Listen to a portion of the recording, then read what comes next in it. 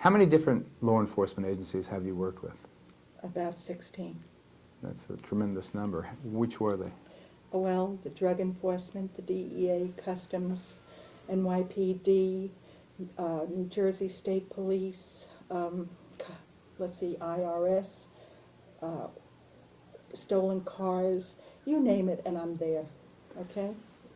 It seems a very unusual line of work for a lady. Why did you get into it? Well, originally I got into it because my daughter was threatened, and then I found it to be a very glamorous life. Some people have coke, some people take smoke. This gives me a high. I go out there and I get my people. You know, I just go out and do my thing. What's your MO? Do you have a typical way of working? Yes. I'm a typical high-class Jew broad. I mean, you know, money. I walk in with my diamonds and like I'm got a lot of money. And what do the crooks do? They go for it. In other words, when I go out and get my man, I get them. They get arrested. Tell me some of the crooks you've put away or helped to. Well, I've put away quite a lot of crooks. I put away a fellow by the name of Bobby Fischetti. That was with John DiGilio's crew in New Jersey. I've put away a fellow by the name of Sammy Savoya that used to own Savoya's restaurant. I've put away some fellow, Al, I don't know his last name, but he had over 2,000 pounds of Quaalude powder. Malcolm Austin.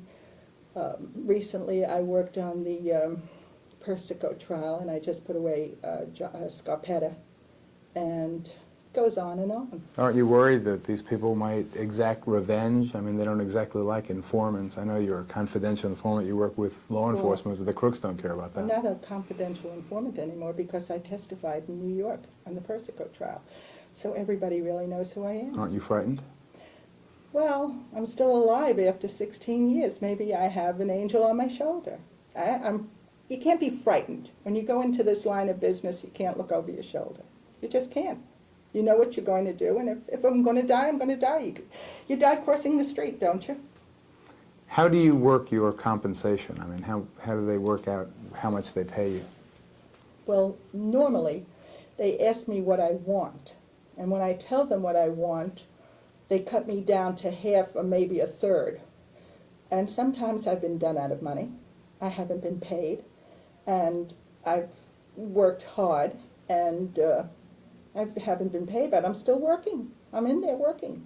How much do you get paid? I mean, let's get right down to that kind of basic. Okay, for the Persico trial, I got $500 a week, $15,000 relocation money, and $500 a week until I testified, which was a period of 2 years. So I lived pretty good then. And what was the outcome from the government's point of view? I did very good. I got my man, didn't I? He went away for 35 years. So I got a conviction. I'm a star. But they would call you a snitch. And how do you react to that? I tell them to go and fuck themselves. I mean, if it wasn't for me helping them, where would they be? I mean, the law enforcement. That's right. Is the informant the only way they can make these cases? Sometimes. Sometimes they go way out of their ways to make these cases. They dig onto everything, and you know something, I mean, I'm going to tell you this. I found myself in the courtroom. I know you're not going to believe this. I found myself feeling sorry for the man that I went after. Do you believe it? Why? I don't know. I felt guilty that I was putting him away because it wasn't exactly the way I really thought it was going to be. In other words, it was like it wasn't so involved. It was like a horror to me that I kept, when I used to go home at nights, I used to see his face. I really felt sorry for putting him away. Really, Geraldo. It wasn't like, I felt it wasn't the right way to get the man. Do you understand what I'm trying to tell you? In my own ways, I thought it was entrapment. But to the law enforcement, it wasn't. Do they figure that the ends justify the means? I mean, getting a really bad guy off the street, even if it's only on a technical charge? I mean, they got Capone on a tax rap.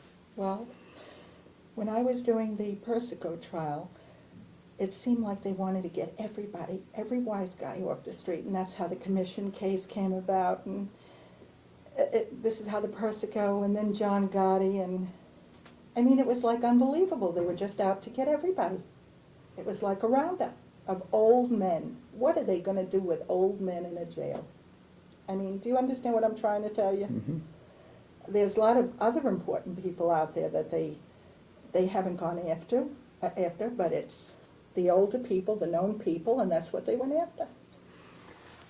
Let's talk about someone who's not so old. What about John Gotti? What do you think about him? I wouldn't like to answer that on television. I refuse to answer that. He frightens you. I refuse to answer that. How much power do the old mustaches have? They the old have- mustache Pete's. They have the power. They have the power. You take O'Neill, I think he fucked the government, excuse my language, when he died. They have the power. They still have the say-so. The young Turks, the young guys, they just get in there. They don't run the crews, and they don't do things the way the older people do. The older people felt, they think twice. You can still get a loan from them if you hoochie-coochie them. And the younger guys, forget it. You have to do everything but sell your life to them.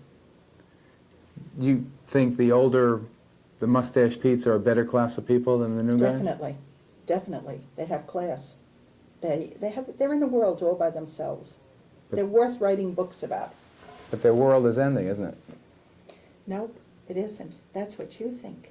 There's always somebody to replace somebody. It's like a president. There's always somebody to replace a president, isn't there? So they're replacing them. I mean, John Gotti is replacing somebody, isn't he? I mean, do you really think that John Gotti is the boss of all bosses? Tell me. I don't think so. Who is? I think there's somebody else.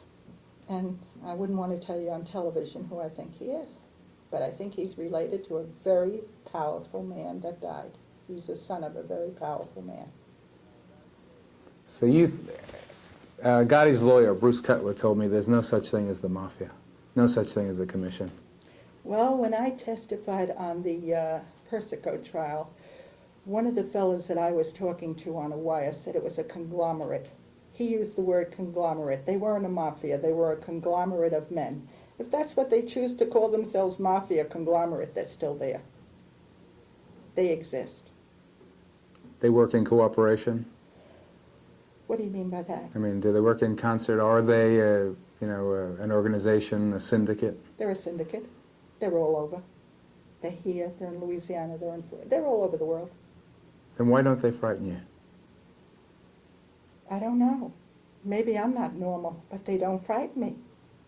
They really don't. Do you think the fact that you're a woman would protect you? No. They have no respect for women. They kill you just like a man. So, I mean, I told you before, this is my way of getting my high. And I'm not frightened. I'm really not. Why don't you go into the witness protection program?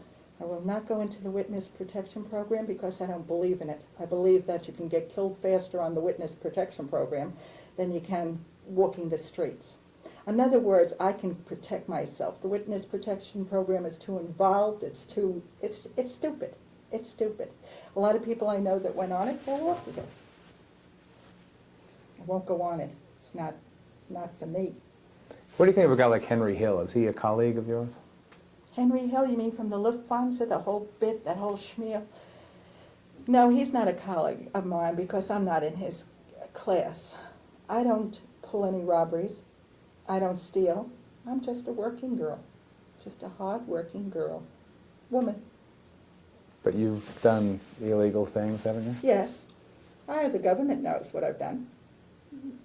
They know all about my business with numbers. They knew about my business with coke and heroin, but I've been forgiven for that. By whom? Well, in other words, when you walk into the courtroom, you have to tell the truth what goes on in there, and I've never been picked up for it.